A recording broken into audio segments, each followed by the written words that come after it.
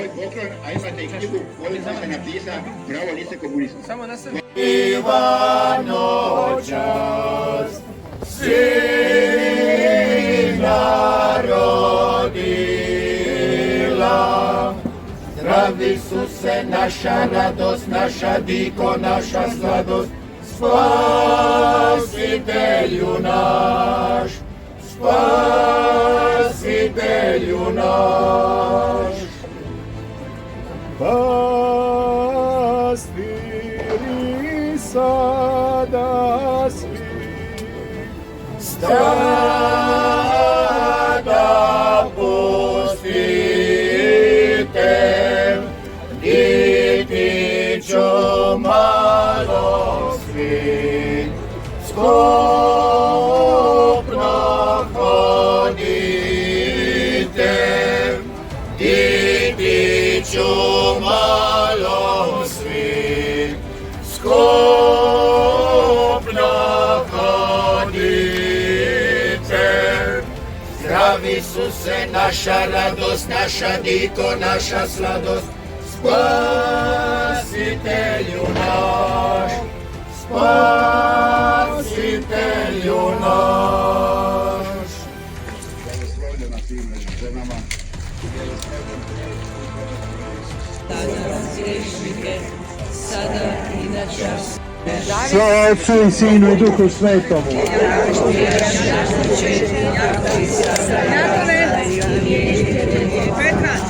Dragi si jedina, osvetljeta ljudi, začeta nevina. Svi mi poznamo pjesmu Zdravo djevo. Evo, tu pjesmu je spjevao Isusovac, otac Petar Perica,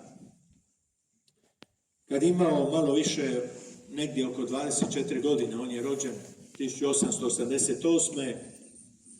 i računa se da je tu pjesmu napisao kao mladić, kao mlad Isusovac 1904. ili 5. kad se slavilo točno 50 godina od proglašenja dogme uznesenja Blažene Djevice Marije. Ta pjesma je najpopularnija pjesma marijanska, možemo reći himna našeg naroda, marijanska himna. Ono što je kod njega zanimljivo jest da je on, kad je bio na liječenju u Njemačkoj, posjetio njemačku mističarku Terezu Neumann, koja je 36 godina živjela samo od Euharistije. Niti jela, niti pila, nego je primala samo tijelo Kristovo, pričest. I poslali su on razne ove znanstvenike i liječnike da je prate, ispituju i slično, i mogli su utvrditi samo da nema prevare i da se stvarno radi o čudu Božjem, o jednoj nadnaravnoj stvari. Ona mu je prorokovala da će umrijeti mučeničkom smrću. I to se i dogodilo. Kad su komunisti partizani ušli u Dubrovnik, onda su imali listu, popis ljudi koji treba likvidirati. To nisu bili vojnici, nego su bili uglednici toga grada, i to su imali praksu i drugim mjestima. Kad bi ko osvojili svoje mjesto, koje mjesto bez da izbjegnu procese sudske i ispitivanja i slično, imali su označene ljude koje je trebalo pogubiti odmah na početku da se to stvari pojednostave. I tu su dakle 53 Dubrovčana izabrali kao takve koje treba likvidirati. Među njima je bio i pater otac Petar Perica. Odveli su ih na Daksu, svukli su ih, mučili, strijeljali i bacili u jamu, u zajedničku jamu. On je tražio da ga ne skidaju, oni su ga skinuli, dakle, evo, tu je bio pogubljen. I tu se ispunilo proroštvo, i to je bio, razlog je bio da on kvari mladež svojim vjerskim utjecajem. Tu se ispunilo proroštvo Tereze Neumann. Međutim, to proroštvo nije stalo na tome. Ona je njemu dala još 2 proroštva. Drugo proroštvo je bilo da će Hrvatska postati slobodna do kraja stoljeća. Znači, ona je to njemu rekla 1932. Znamo, 1941. bila je proglašena NDH, očito nije mislila na to, jer to je bilo polovinom stoljeća, nego je mislila na Hrvatsku koju smo dobili 1991. Znači, tu se ostvarilo proroštvo drugo i reklamo još treće proroštvo koje se nije ostvarilo, ili bolje reći koje se ostvaruje trenutno i koje se još treba ostvariti u budućnosti, a to je da je Hrvatska i hrvatski narod da su izabrani da budu kralježnica Europe, da sačuvaju i obrane kršćanstvo u Europi. Sad zamislite što je to nama dano, jednom malom narodu, koja je to zadaća i koje je poslanje. Evo, to je jedno proroštvo koje, kažem, dijelom se ispunja, jer vidjeli smo, evo, primjerice, kad je bio Papa Ivan Pavao II na hipodromu, pa kad je bilo 1 milijun Hrvata, svaki 4. Hrvat kad je došao na tu misu, to je bila najveća misa, najveći skup oko Pape u cijeloj Europi. To je nešto što nam antikristi, masoni, sotonisti nisu ni do danas oprostili. I to je nešto zašto plaćamo danak. Ali tu se vidi da u novome narodu još ima vjere, da smo mi u daleko boljoj situaciji nego li cijela zapadna Europa skupa. Mi vidimo znakove obnove, vidimo, evo, vječno klanjanje, glavni gradovi su pokriveni po Hrvatskoj, vidimo hod za život, u većini gradova se događa, vidimo molitvu pred bolnicama, vidimo molitvu na trgovima, vidimo jedno buđenje odozdo, iako su strukture odozgo često uspavane, mlitave i nikakve i kapitulanske često puta ili izdajničke kao, evo, što imamo u nekim slučajevima, ali vidimo jedan žar u narodu, vidimo jedan rast vjere. I to je ono što se pokazuje da se Božje proroštvo ispunja. Da Bog djeluje po nama i ne djeluje slučajno, nego djeluje baš zato jer smo maleni, jer smo nikakvi, jer smo pokradeni ekonomski, jer smo, dakle, okupirani politički, jer smo opljačkani, jer smo teritorijalno srezani na šta ja znam koliko, na petinu onoga, kad gledate koji je to neprirodni oblik države, dakle, koji imamo, to je kao luk. Koja država u Europi sliči na luk? Nijedna. Dakle, to je ono što imamo od turske okupacije Bosne. To je naše stanje. Kad gledamo, slabi smo, svakakvi smo, imamo domaćih izdajnika, imamo oni koji su se naučili uvijek biti slugani, imamo, dakle, oni koji su jednostavno zaboravili što to znači biti domoljub, što to znači staviti Boga na prvo mjesto, koji su se prodali za Judine škude.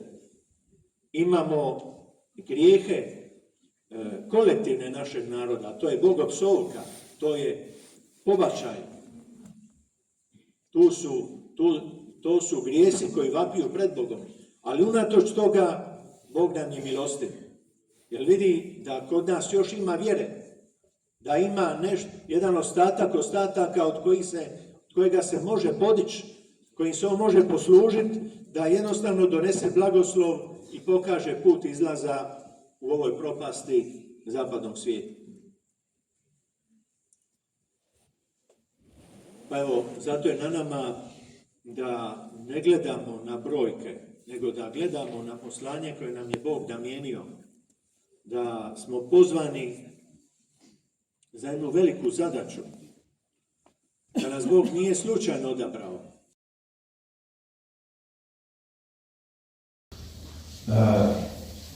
Kad su za vrijeme turske okupacije dolazili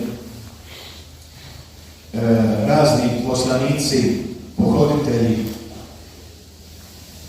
iz Hrvatske, od Svete stolice u Bosnu i Hercegovinu, i pogodili naš narod po Turcima, onda bi šavali izvještaj u Vatikanu i često puta je to bilo sročeno na način da su oni bili istinski zadivljeni vjerom naroda kojeg su našli.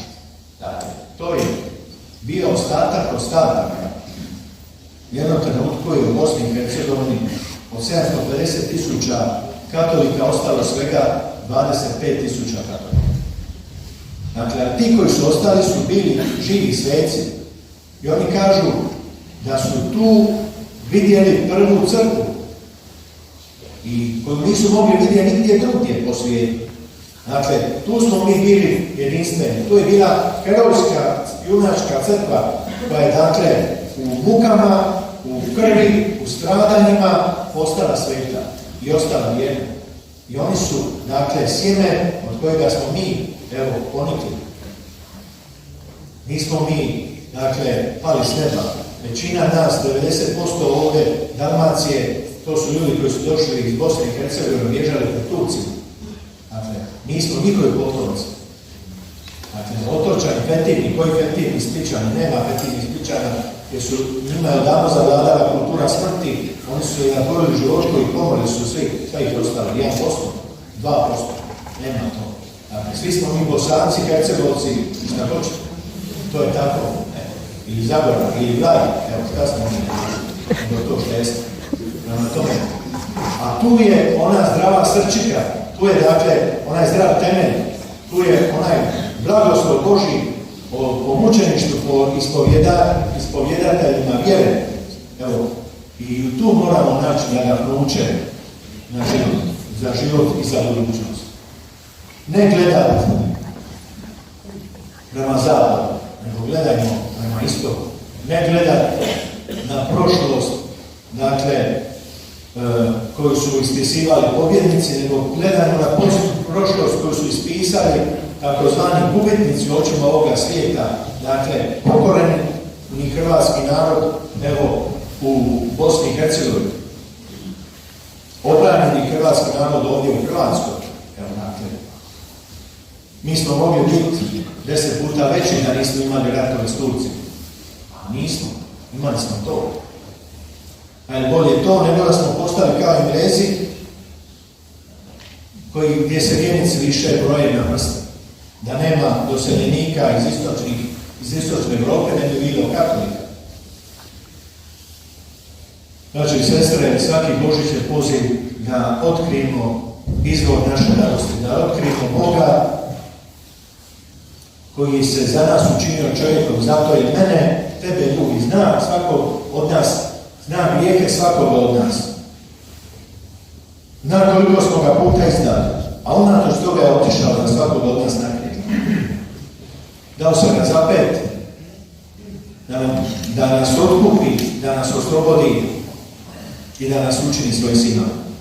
Pa budemo vrijedni toga, borimo se za